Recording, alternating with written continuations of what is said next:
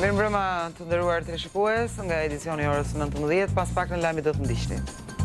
Kryeministri Rama ka përshëndetur zhbllokimin e llogarive të investitorit të projektit të Zvërnecit, deklaroi se protesta është nxitur nga jashtë pjesë e luftës hibride. Sali Berisha deklaroi se Partia Demokratike është pro investimeve të huaja, ndërsa akuzoi qeverinë se po përpiqet të largojë investitorët. Deklaroi se kryeministri nuk po bën transparencë në lidhje me projektin në Zvërnec. Ivanka Trump vlerësoi projektin e zhvillimit në ishullin e Sazanit si një nisëm të jashtëzakonshme dhe me përmasa të mëdha. Vajza e presidentit thekson se në fokus është ruajtja e natyrës dhe integrimi i kujdesshëm me mjedisin. Policia e Tiranës ka zbuluar një skemë mashtrimi në një bank të nivelit të 2. Dy drejtuesit së bashku me 10 punonjës kanë përvecuar 309.000 euro dhe $92.000 nga llogaritë e 2 klientëve. Shqipëria luan sot në Tiranë miqësorën me Izraelin, takimi i parë në drejtimin e Rolando Maran. Trajneri ka pak dilema për formacionin, pritet që nga minuta e parë të aktivizohet Luis Hasa, ndërsa do mungojë për arsye shëndetësore Myrto Uzuni.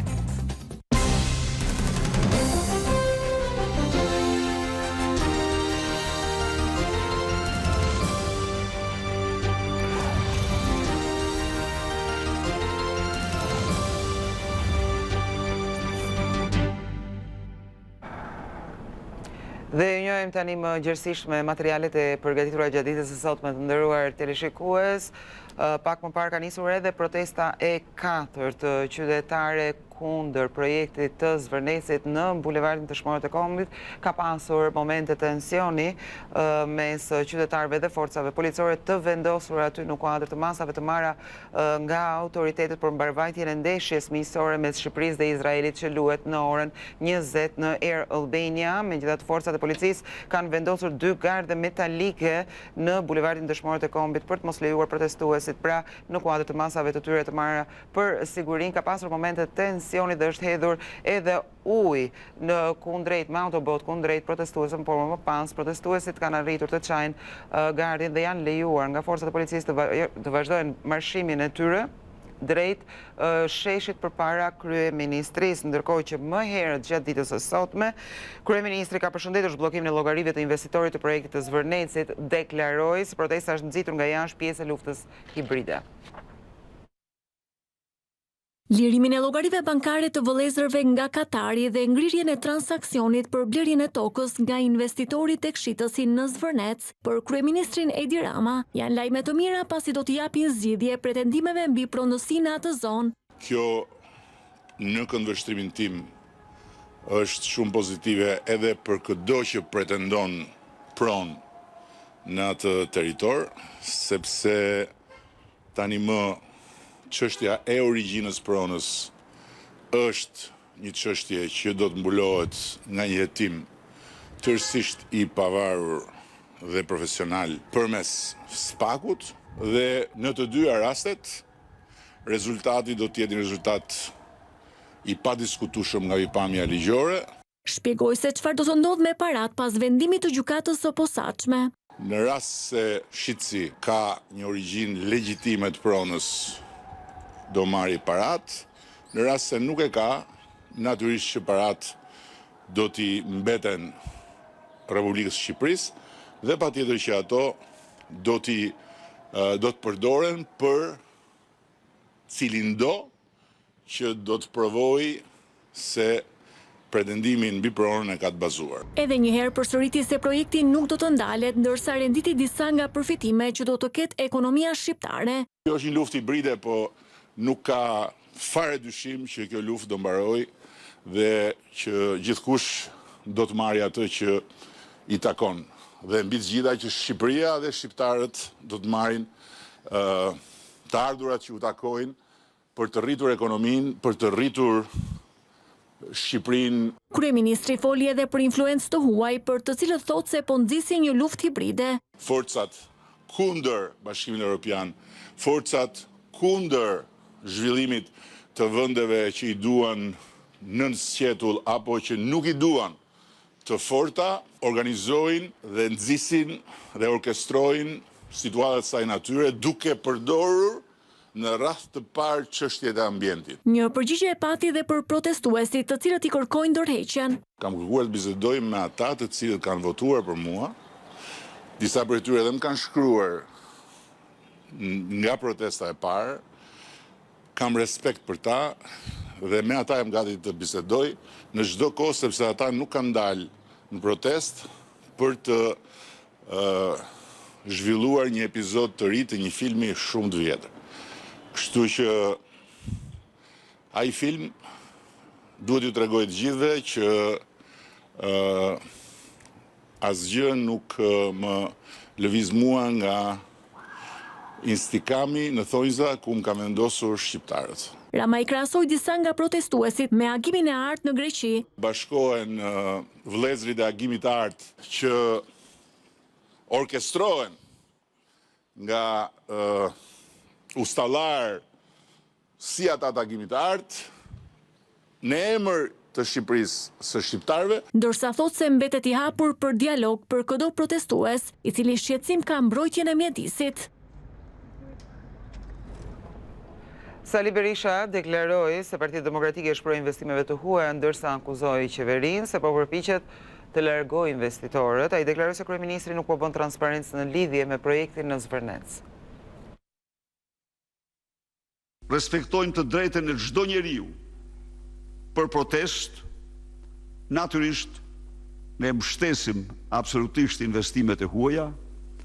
Ne respektojmë dhe mbështesim të drejtën e pronarëve në çdo metër katror, sikundër të gjitha standardet e kërkuara në zhvillimin e zonave të peizazhit natyror ose edhe zona tjera të mbrojtura, të cilat janë tashmë të njohura, ne mendojmë, kërkojmë që ato të respektohen. Dhe jam i bindur se ata që vizitojnë atë zonë, ata e kuptojnë që madhështia e vërtet e zhvillimit të asaj zone qëndron në respektimin e peizazhit. A mund të zhvillohen në zonat e peizazhit? Mund të zhvillohen. Është e njohur. Bashkimi Evropian ka përcaktuar, ka përcaktuar standardet se si zhvillohet zona e peizazhit. Ne duhet të zhvillojmë ato në përputhje me peizazhin, në përshtatje të plot me peizazhin. Çfarë i druaj unë Zvërnecit? I druaj jashtëmase se mafia shqiptare do ta shtrojë në një ksamil të dytë. Është e pamshirë dhe ajo do ishte dramë vërtet për ne. Të dënueshme. Përpjekjet për ta paraqitur këtë si një përpjekje të Greqisë. Kjo është përpjekja për të larguar investitorin e madh të fundit nga Shqipëria. Dhe ju garantoj që kjo përpjekje është e koordinuar nga agasët, nga hysent, nga kocka, kush ndonjë tjetër se janë disa aty si marr po, nga kockat mafioze të mafjes shqiptare. Protesta kundër projektit turistik në Zvërnec ka tërhequr vëmendjen e mediave ndërkombëtare, të cilat e kanë trajtuar si një çështje që shkon përtej mjedisit dhe lidhet me debatet politike dhe sociale në Shqipëri.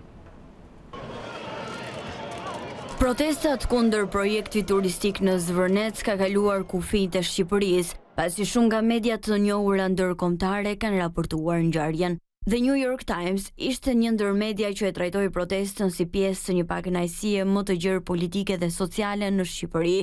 Sipas gazetës amerikane, debati për projektet në Zvërnec dhe Sazan ka tejkaluar çështjet mjedisore, duke u kthyer në një simbol të kundërshtive ndaj qeverisë dhe mënyrës së menaxhimit të investimeve strategjike.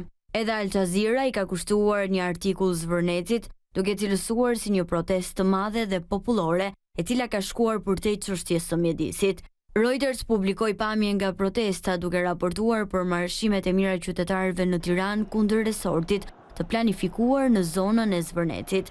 Në artikull përmendeshin edhe disa pankarta që qytetarët i mbanin në duar, siç ishte slogani "Shqipëria nuk është në shitje". Gjithashtu, Reuters i dha zë edhe incidenteve të ndodhura në zonën e Nartës dhe Zvërnecit. Nga ana tjetër, Euronews përmendi disa organizata mjedisore të cilat kanë paralajmëruar se projekti mund të rrezikojë biodiversitetin e zonës dhe të ndikojë në korridoret e migrimit të shpendëve. John pati edhe në Fox News, e cila theksoi se projekti është përballur me kundërshtime të forta nga ambientalistët dhe banorët lokal.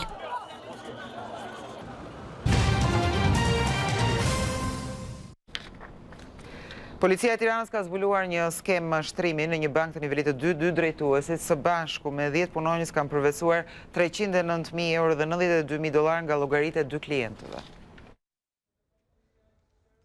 Prokuroria e Tiranës ka zbuluar një skemë mashtrimi të marrjes së parave në një bank të nivelit të dytë. Gjykata ka vendosur 12 masa sigurie. Është arrestuar drejtori dhe zëvendësi i tij, për 6 punonjës u vendos masa arrest në shtëpi, ndërsa 4 të tjerë u pezulluan nga detyra. Prokuroria e Tiranës bën të ditur se denoncimi ka ardhur nga disa klientë pasi paratë e tyre nuk ishin në llogari.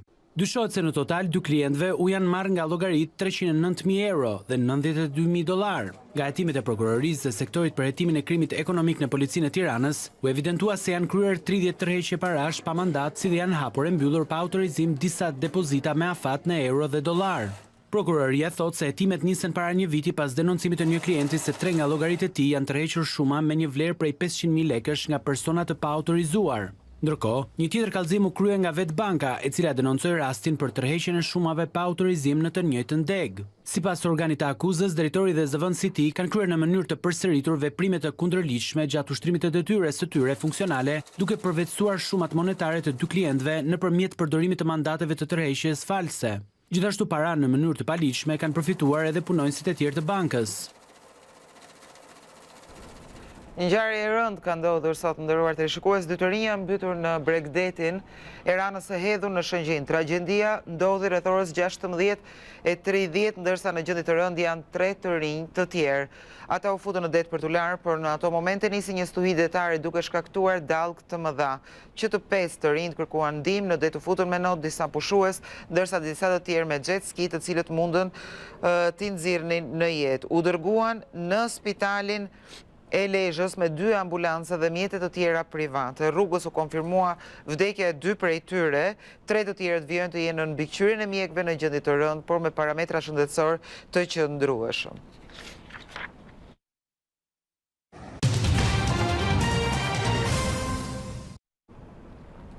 Ambasadorët e vendeve anëtare të Bashkimit Evropian kanë miratuar nisjen e negociatave për heqjen e tarifave të roaming me vendet e Ballkanit Perëndimor. Ambasadorët e shteteve anëtare të Bashkimit Evropian kanë miratuar fillimin e negociatave për heqjen e roamingut me shtetet e Ballkanit Perëndimor. Ky vendim ka të bëjë me hapjen e negociatave me Shqipërinë, Kosovën, Bosnjë-Hercegovinën, Malin e Zi, Maqedoninë e Veriut dhe Serbinë për roamingun në rrjetet publike të komunikimeve celulare. Këshilli i Bashkimit Evropian pritet që të njëjtën ta miratojë zyrtarisht këtë vendim dhe më pas mund të nisë negociatat me secilin shtet të rajonit në mënyrë individuale. Roaming like home pa tarifa shtesë zbatohet në shtetet anëtare të Bashkimit Evropian dhe në ato të zonës ekonomike evropiane. Në muajin janar të këtij viti, rregulloria e Bashkimit Evropian është zgjeruar duke përfshirë në këtë marrëveshje edhe Ukrainën e Moldavinë, edhe pse këto shtete nuk janë vende anëtare të Bashkimit Evropian. Zyrtarët evropian presin që negociatat me shtetet ballkanike të përfundojnë deri në fund të këtij viti. Në një skenar ideal, roamingu mes shteteve të Ballkanit Perëndimor dhe atyre të Bashkimit Evropian mund të hiqet që vitin e ardhshëm. Zyrtarët evropian theksojnë se gjithçka do të varet nga gatishmëria e shteteve të Ballkanit Perëndimor për të përparuar në këto negociata. Roamingu si në shtëpi është në fuqi që nga viti 2017, duke ju mundësuar qytetarëve evropian përdorimin e telefonave celular edhe në shtetet e tjera anëtare me çmime të njëjta si në vendin e origjinës. Kjo do të thotë se gjatë përdorimit të telefonit celular në zonën e shteteve anëtare të Bashkimit Evropian nuk do të kemi kosto shtesë për thirrje, për mesazhe dhe për përdorimin e internetit, por do të aplikohen tarifat e vendit të origjinës. I njëjti rregull vlen edhe për thirrjet dhe mesazhet që përdoruesit i marrin gjatë qëndrimit jashtë shtetit të tyre.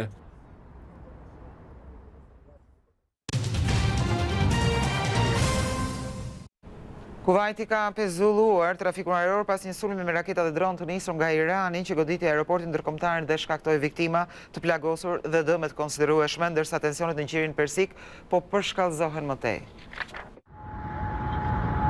Kuvajti ka pezulluar të gjithë trafikun ajror pas një sulmi me raketa dhe dron nga Irani, i cili goditi terminalin 1 në aeroportin ndërkombëtar të Kuvajtit, duke shkaktuar viktima të plagosur dhe dëme të konsiderueshme në infrastrukturë.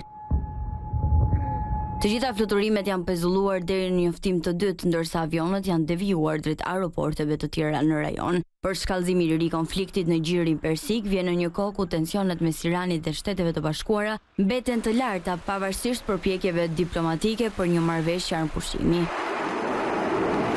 Komanda qendrore amerikane deklaroi se disa raketa iraniane të lëshuara drejt objektivave në rajon dështuan të arrinin destinacionin, ndërsa 3 raketa të tjera të drejtuara drejt Bahrenit u neutralizuan nga sistemet mbrojtëse. Autoritetet konfirmuan gjithashtu rrëzimin e disa dronëve. Ndërkohë, ushtria amerikane kreu sulme pranë ngushticës së Hormuzit dhe në ishullin Qesh, pas asaj që Washingtoni e cilësoi si tentativa iraniane për të goditur forcat amerikane dhe anije civile në rajon. Pavarësisht një marrëveshjeje paraprake të shpallur javën e kaluar për ndalimin e luftimeve, negociatat mes Washingtonit dhe Teheranit mbeten të paqarta, raportojnë mediat e huaja. Presidenti amerikan Donald Trump deklaroi se kontaktet mes palëve vazhdojnë, ndërsa mediat iraniane raportojnë se komunikimet diplomatike janë ndërprer prej disa ditësh. Përplasjet po ndikojnë edhe në tregjet globale. Çmimet e naftës janë rritur me mbi 1%, ndërsa lundrimi në ngushticën e Hormuzit, një nga rrugët më të rëndësishme të transportit energjetik në botë, vazhdon të mbetet i kufizuar.